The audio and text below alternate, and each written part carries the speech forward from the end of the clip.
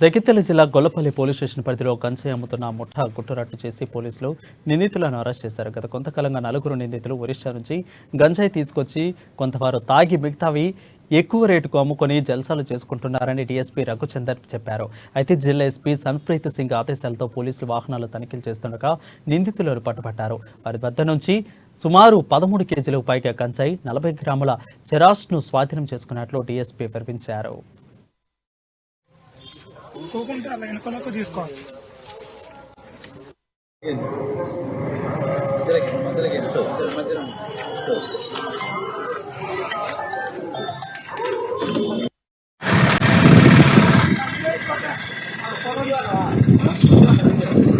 ఇది బాలపల్లి మండలం, జగిత్యాల రూరల్ మండలం, దొమ్మాటి కార్తీకుడు, అబ్బాపూర్ గ్రామం, గొల్లపల్లి మండలం.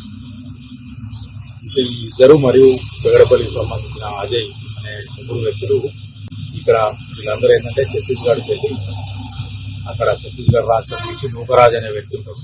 అతని దగ్గర నుంచి రెగ్యులర్గా ఈ గాంజా 10 కిలోలు 5 కిలోలు అట్లా తీసుకొని వచ్చేసి ఏంటంటే ఇక్కడ లోకల్ 2-3 మండలాలలో ఏంటంటే స్మోకర్స్ ఎవరైతే ఉన్నారో వాళ్ళకు వీళ్ళు సప్లై చేసి ఎక్కువ రేటు పంపి డబ్బులు సంపాదిస్తారు. వీళ్ళు కూడా కన్జ్యూమర్స్ కాబట్టి ఏంటంటే నిన్న పట్టుకోవడం ద్వారా వీళ్ళు ఇప్పుడు గతంలో 2-3 సార్లు పోయినట్టు ఒప్పుకున్నారు.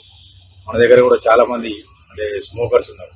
వీళ్ళ ద్వారా వాళ్ళని ఐడెంటిఫై చేసి వాళ్ళకి కౌన్సిలింగ్ ఇవ్వడం కానీ లేదా అది చేయడం జరుగుతుంది. ముఖ్యంగా ఈ సందర్భంగా ఏంటంటే ఈ 13.282 కేజీ గంజాయి సీజ్ చేసినాం. అందులో ఒక 40 గ్రాముల చెరస్ అంటే గాంజాయి ముద్ద